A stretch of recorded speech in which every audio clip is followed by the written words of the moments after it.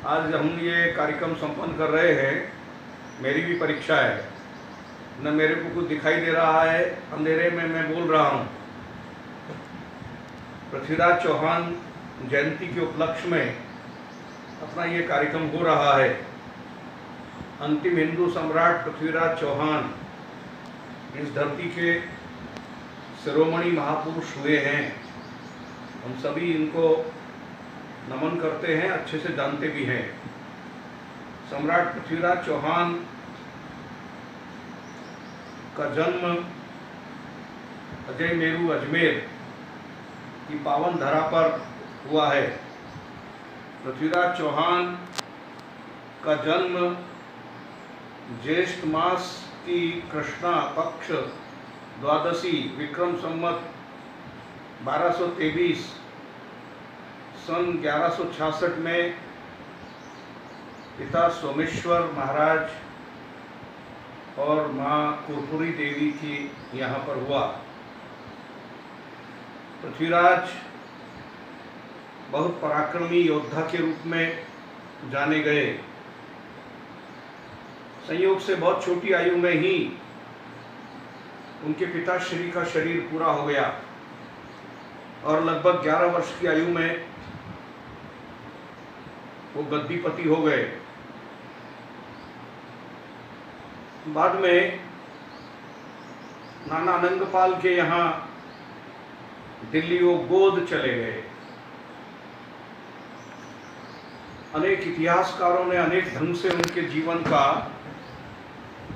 संदर्भ का वर्णन किया है। दिल्ली गोद जाने के बाद में दिल्ली और अजमेर ये दोनों क्षेत्र पृथ्वीराज चौहान का कर्म क्षेत्र बन गए। पृथ्वीराज बहुत पराक्रमी धनुर्धर इस रूप में उनकी पहचान बनी। कुछ इतिहासकारों ने लिखा है कि शब्द भेदी बाण चलाने वाले जो कुछ नर रत्न अपनी धराधाम पर पैदा हुए, उसमें अर्जुन, महाराजा दशरथ, ऐसे नामों के साथ पृथ्वीराज का नाम भी जुड़ गया। जैसी परंपरा रहती है, दिल्लीपति बनने के पश्चात अपने राज्य की सीमाओं का विस्तार किया, दूर दूर तक अपनी सेना को संगठित किया। जैसी आवश्यकता थी उस समय की, सैन्य बल एकत्रित करके और राज्य की सीमाओं को दूर दूर तक फैलाया। उनके वीरता के किस्से सब तरफ आने लगे। ये वो दिन थे जब विदेशी आक्रांता मोहम्मद गौरी भारत पर कैसे हमला किया जाए उसकी रणनीति बनाने में लगे हुए थे। लेकिन पृथ्वीराज चौहान की वीरता, पराक्रम को ध्यान में रख करके हिम्मत नहीं जुटा रहे थे। तो भी इतिहासकारों ने लिखा है कि मोहम्मद गौरी ने कई बार दिल्ली पर चढ़ाई करने की कोशिश की। पृथ्वीराज के सैनिकों ने या पृथ्वीराज ने जब जब भी मोहम्मद गौरी ने दुस्साहस किया तो उसको शिकस्त मिली। जैसे अभी पाकिस्तान करता है, उसको शिकस्त मिलती है, लगभग वही कहानी उस समय भी दोहराई गई। यहां तक का भी वर्णन आता है कि मोहम्मद गौरी कई बार युद्ध के क्षेत्र से भागा, पीठ दिखा करके भागा, और पृथ्वीराज ने ललकार कर ये कहा कि तुम ये समझते हो कि मेरे बाणों की चोट से भाग रहे हो।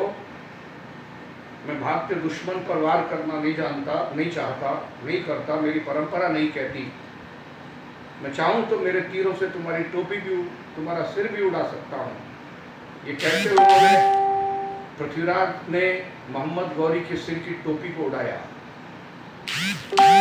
इतिहासकारों ने रोचक ढंग से इन सब का वर्णन किया है, लेकिन काल का क्रम ऐसा हुआ कि एक बार कईयों ने कहा कि 17 बार पृथ्वीराज चौहान ने मोहम्मद गौरी को हराया,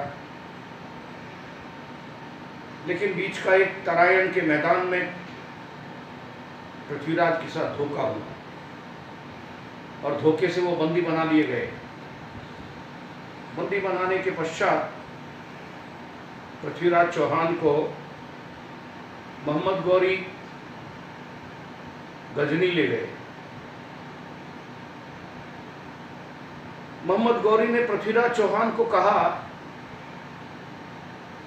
कि चौहान, तुम हमारे कैदी हो, बंदी हो। क्योंकि तुमने हमें कई बार जीने का अवसर दिया है, हम भी तुमको अवसर देते हैं और तुम, लेकिन हम शरीयत के अनुसार अवसर देते हैं। तुम इस्लाम स्वीकार कर लेते हो और हमारे प्रतिनिधि बनकर के दिल्ली पर राज करो, तो हमारे खानदान की कन्या भी तुमको देंगे और तुमको यहाँ से छोड़ देंगे। लेकिन पृथ्वीराज चौहान ने सिंह की तरह दहाड़ते हुए कहा, सिंह कभी गिदड़ नहीं बनते, गौरक्षक कभी गौभक्षक नहीं बनते। मैं हिंदू हूँ, मैं क्षत्रिय हूँ, मैं चौहान हूँ, मेरी अपनी परंपरा है। यदि किंचित भी परंपराओं को समझते हो तो 16 बार मैंने तुम्हें छोड़ा है, एक बार मुझे छोड़िए। लेकिन मोहम्मद गौरी ने कहा कि हमारा हर काम शरीयत के अनुसार होता है, मैं वो चूक नहीं कर सकता जो तूने की होगी। एक ही शर्त पर मैं तुम्हें छोड़ सकता हूँ, इस्लाम। जग जाहिर है, संसार जानता है। पृथ्वीराज चौहान को क्रूरतम यातना दी गई। उनकी आंखों में गर्म सलाख डाल करके छोड़ा गया, नींबू और मिर्ची डाला गया। यातनाओं की जितनी पराकाष्ठा हो सकती है उनके साथ में वो व्यवहार किया। लेकिन धन्य है माँ भारती के उस सपूत को, उन्होंने किंचित भी हिंदू धर्म, हिंदू परंपरा के साथ कोई समझौता नहीं किया। पृथ्वीराज इतिहास के पन्नों में अमर हो गए। घटना यह भी है कि इसका अंतिम पटापेक्षी स्वरूप में हुआ। उनका विश्वसनीय चंद्रवर्दई दरबारी कवि गजनी गया और मोहम्मद गौरी के साथ वार्ता हुई। उसमें कहा कि यद्यपि आंखें नहीं हैं, लेकिन हमारे महाराज का करिश्मा बिगर आंखों के भी तुम देख सकते हो। वो शब्द भेदी बाण चलाते हैं। जब जाहिर है वो घटना, 7 तवों के बीच में मोहम्मद गौरी बैठा और बैठ करके ये परीक्षण करने की बात आई। तो चंद्रवर्दई ने पृथ्वीराज चौहान को संकेत किया, 4 बांस 24 गज अंगुल अष्ट प्रमाण, ता ऊपर सुल्तान है मत चूके चौहान। ताली बजा करके शब्दों की आहट करते हुए संकेत किया कि ये दिशा है जहाँ पर मोहम्मद गौरी बैठा है। और पृथ्वीराज चौहान ने बाण चलाया, मोहम्मद गौरी वहीं धराशायी हो गए। पृथ्वीराज चौहान और उनके दरबारी कवि चंद्रवर्दई ने भी अपनी जीवन लीला गजनी में समाप्त कर ली। आज भी कई लोग मानते हैं कि उनकी जो समाधि है वहाँ पर है। पृथ्वीराज चौहान के जीवन की अनगिनत विशेषताएं होंगी, लेकिन कुछ सद्गुण विकृति भी है। मैं पृथ्वीराज चौहान जयंती के इस उपलक्ष्य में मेरा जो विशेष संदर्भ पृथ्वीराज चौहान की जो जन्मस्थली है मगरा मेरवाड़ा, उसके साथ में ज़्यादा जुड़ा हुआ है। मैं उसके ऊपर ज़्यादा चिंतनशील रहा हूँ। सब जानते हैं कि पृथ्वीराज चौहान चौहान वंशी क्षत्रिय परंपरा से जन्मे, और ये जो मगरा मेरवाड़ा कहलाने वाला नरवर से दिवेर तक की पूरी पट्टी है, ये पृथ्वीराज चौहान की जन्मस्थली, कर्मस्थली। अजय मेरू के चप्पे चप्पे पर पृथ्वीराज चौहान की या उनके पूर्वजों की गौरव गाथाएं अंकित हैं। तारागढ़ का किला, चामुंडा का मंदिर, लीला सेवड़ी, यहाँ तक तीर्थराज पुष्कर का भी निर्माण चौहान वंशी क्षत्रिय परंपराओं के द्वारा हुआ निर्माण है। पुरातत्ववेत्ताओं ने अनेक ढंग से इसको सब सिद्ध किया है। चौहान वंशीयों का पराक्रम ये मगरा मेरवाड़ा की धरती के दूर दराज के इलाके में भी देखने को मिलता है। शामगढ़ के दुर्ग के खंडर भी बोलते दिखाई देते हैं। क्या परिस्थितियां, कैसी स्थितियां रही होंगी। ध्यान में आता है कि पृथ्वीराज चौहान यद्यपि दिल्लीपति थे, लेकिन उनकी सेना में जो वीर सैनिक थे वो मगरा मेरवाड़ा की धरती के ही थे। अनेक अनेक ढंग की उनकी बटालियन रही होंगी। उनकी बटालियन जो उनके हरावल दस्ते में ऐसे योद्धा जो बिल्कुल उनके हाथों की तरह एकदम सिद्ध से कहलाते थे, वो चीता कहलाते थे। चीता की तरह झपटने वाली ऐसी एक हरावल दस्तों की टोली उनके साथ में रही होगी। ऐसा भी इतिहासकारों ने माना है कि वही जो चीता समाज इस इलाके में रहता है, उसी परंपरा में से निकला हुआ। तो पृथ्वीराज चौहान के पराक्रम, उनके जीवन गाथा के साथ ये जो नरवर से दिवेर तक की पट्टी है, ये पट्टी उसके साथ जुड़ी हुई है। जैसे ही पृथ्वीराज चौहान का पराभव हुआ, बंदी बनाए, तो दिल्ली का भाग्य देश के दुर्भाग्य के रूप में बदलता चला गया। जब दिल्ली असुरक्षित हो गई, पृथ्वीराज के पश्चात अनेक अनेक विदेशी ताकतें, गौरी, गजनी, तैमूर, लंक, लोदी, गुलामों के गुलाम हमारे यहाँ पर आए और जो बर्बर अत्याचार किए होंगे, अत्याचारों की पराकाष्ठा, उनको सबको पार किया, लूटा। माँ बहनों अबलाओं की इज्जत लूटी गई। इतना ही नहीं, तो उन्होंने शरीयत के अनुसार इस धरती का स्वरूप बदलने की एड़ी से चोटी तक दम लगाया कोशिश की। इतिहासकारों ने लिखा है कि इस्लामीकरण करने के लिए जिन जिन बर्बरताओं का भी सहारा लिया जा सकता है, वो सब साम दाम दंड भेद सब करने का प्रयत्न हुआ। दिल्ली जब असुरक्षित हो गया, दिल्ली पर आतंकवादियों का कब्जा हुआ, दिल्ली, आगरा ये उनके गढ़ बन गए, केंद्र बन गए, तो उन्होंने ये जो हमारा पश्चिमी राजस्थान है, मेवाड़ है, मारवाड़ है, इधर बढ़ने का काम किया। और इन आतंकवादियों को लगा कि पृथ्वीराज चौहान के हरावल दस्ते में जो योद्धा है, जो जाति है, जो समाज है, वो समाज यदि इस्लाम के साथ जुड़ता है तो मारवाड़ और मेवाड़ इन दोनों पर हमको अपना अधिकार करने में सुविधा होगी। इसलिए अजय मेरू को अपनी गतिविधियों का केंद्र बना करके इस इलाके में चौहान वंशियों का नाम शेष न रह करके उस समाज को इस्लाम से जोड़ दिया जाए। एक बहुत बड़ा षड्यंत्रकारी खेल उस समय शुरू हुआ। 1100 साल पहले ये षड्यंत्र शुरू हुआ। मैं नमन करता हूँ इस समाज के उन बंधुओं को पृथ्वीराज चौहान जिसने हिंदू समाज का कवच बन करके समाज के सम्मान की रक्षा की होगी, उनकी वंश परंपरा के लोगों ने अपने सम्मान की रक्षा के लिए अजमेर छोड़ा होगा, मैदानी भाग छोड़ा होगा, पहाड़ों में जाके बसे होंगे।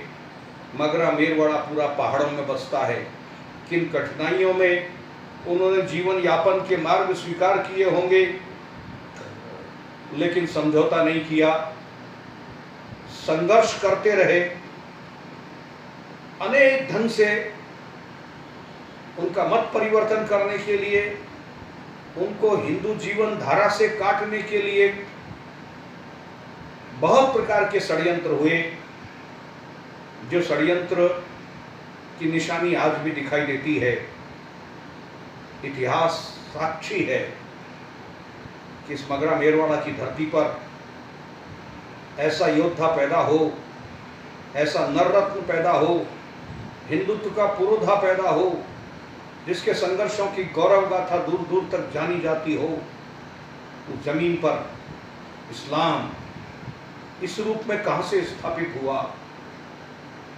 पृथ्वीराज चौहान की सेना में रहने वाले ऐसे सपूत, एक बहुत बड़ी सेना इसी मगरा मेरवाड़ा की थी।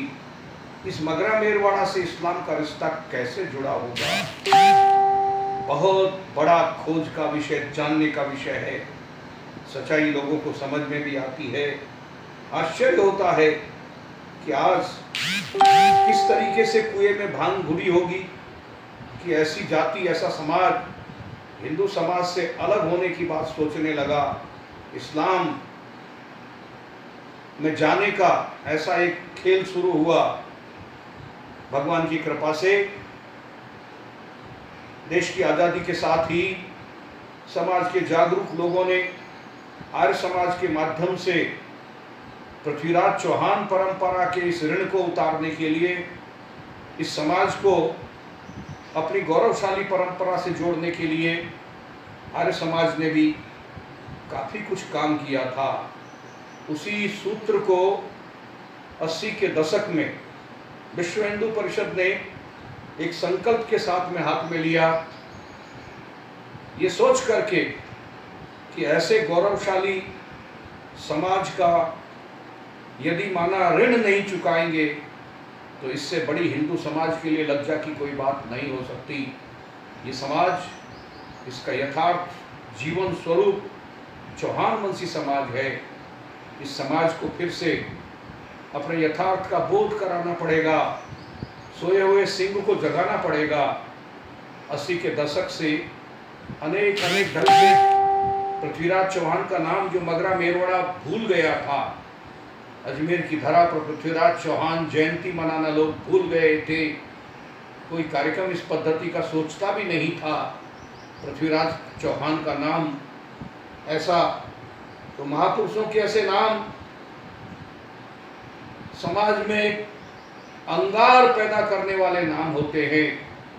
विश्व हिंदू परिषद ने 80 के दशक में संकल्प लेकर के इस धरती पर फिर से पृथ्वीराज चौहान को जिंदा करना ही होगा। एक संकल्प के साथ ऐसे कार्यक्रमों की कड़ी शुरू की। जगह जगह पर, स्थान स्थान पर पृथ्वीराज चौहान जयंती मनाना, उनके जीवन, उनके कर्तव्य, उनकी कर्मठता, उनका यथार्थ, उनकी वंशावली, इस सबसे समाज जीवन के बंधुओं को परिचित कराना, उनके रग रग में पृथ्वीराज चौहान का वह लोहू पैदा करना, एक संकल्प के साथ में कार्यक्रम शुरू हुए। 80 के दशक से बहुविध कार्यक्रमों के माध्यम से एक श्रृंखला शुरू हुई। आशापुरा माता धाम, ब्यावर उसका बड़ा केंद्र बना और अजमेर से लेकर के पूरा इस क्षेत्र में लगभग 500-700 गाँवों तक एकल विद्यालयों का नेटवर्क खड़ा हुआ, किंचित स्कूलों का नेटवर्क खड़ा हुआ। पृथ्वीराज चौहान की परंपरा में फिर से चौहान वंशी योद्धा पैदा हो सके, उनके सब प्रकार के संस्कारों के लिए ब्यावर में एक छात्रावास, जिसमें चौहान वंशी बालक अपना भविष्य बहुत अच्छा श्रेष्ठ गढ़ सके, ऐसा भी कार्यक्रम शुरू हुए।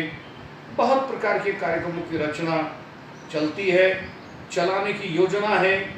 ये सारा कार्यक्रम केवल इसलिए कि इस समाज का, इस जाति का बहुत बड़ा ऋण है। आज माना किन्हीं परिस्थितिवश ये समाज कहीं कहीं भटका है, किन्हीं आतंकवादियों के शिकंजे में आया है, किसी विदेशी ताकत धन से इनको खरीदने का दुस्साहस किया है, तो उस समाज को बचाना ये अपनी नैतिक जवाबदारी होती है। षड्यंत्र बहुत घातक हैं। कितने मौलवी गांव में बैठे हैं, कितने मदरसे चलाने का दुस्साहस करते हैं। इज्तिमा कर के नाम पर जो यहाँ इस खेल चलता है, आश्चर्य तो ये होता है कि जिस जाति का, जिस समाज का भला क्या इन सब कार्यक्रमों से रिश्ता, लेकिन ये कार्यक्रम थोपने का काम चलता है। ये जितने मौलवी हैं सारे बाहर के यहाँ पर आते हैं, कोई मेवात से आता है, कोई अन्य किस क्षेत्र से आता है, आकर के छोटे छोटे मासूम बच्चों को मदरसों में, और आज तो जग जाहिर है कि मदरसों में क्या सिखाया जाता है, ये सारा कार्यक्रम यहाँ चल रहा है। अनेक नौजवानों को इन मौलवियों ने अपने संपर्क में लेकर के अपने माध्यम से खाड़ी के देशों में भी भेजा है, वो भी एक बड़ा नंबर है, और वहाँ अपने माध्यम से उनको रोजगार दिलाना, वहाँ के वायुमंडल में रखना। आश्चर्य का कोई ठिकाना नहीं है कि शायद आतंकवादी घटनाओं से भी जोड़ना, और अनेक बंधु वहाँ से जो लौट कर के आते हैं वो भी एक मौलवी का उत्तराधिकारी रूप लेकर के यहाँ काम करने लगे हैं। ऐसा भी खेल यहाँ चला है। इस सब के प्रति कौन चिंता करेगा? ये हिंदू समाज का नैतिक दायित्व है।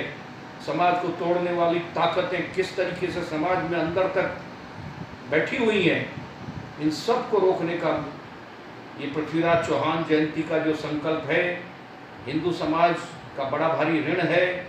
इस मगरा मेरवाड़ा की धरती पर रहने वाला 10 लाख से ऊपर ये चौहान वंशी समाज, जो अब लगभग 70% समाज अपनी आत्मा से इस सत्य को स्वीकार कर चुका है कि हम सब चौहान वंशी क्षत्रिय परंपरा से हैं, पृथ्वीराज चौहान हमारे कुल पुरुष है। इस सच्चाई को जिस समाज ने स्वीकार कर लिया है, उस समाज में संस्कारों के परिमार्जन के लिए अनेक प्रकार की गतिविधि चलाने की और आवश्यकता है। यदि संपूर्ण हिंदू समाज इस विषय पर ध्यान देगा तो बहुत बड़ा काम इस समाज में हो सकता है। और मेरा विश्वास है कि जिस तरीके से समाज का सहयोग इन कामों में लगा है, मिला है, मिलता रहा, तो बहुत सार्थक होगा पृथ्वीराज चौहान का जन्मदिन, जन्मोत्सव मनाना। मगरा मेरवाड़ा की धरती पर पृथ्वीराज चौहान की जयंती यशस्वी स्वरूप में मने, घर घर में मने, ये योजना होती रहनी चाहिए। समय की मांग है। विशेष परिस्थितियों में ये कार्यक्रम किया गया है। मैं आज के इस अवसर पर इतना ही अपना विचार रख कर के अपनी वाणी को विराम देता हूँ। जय जय श्री राम। सभी बंधुओं को सादर प्रणाम।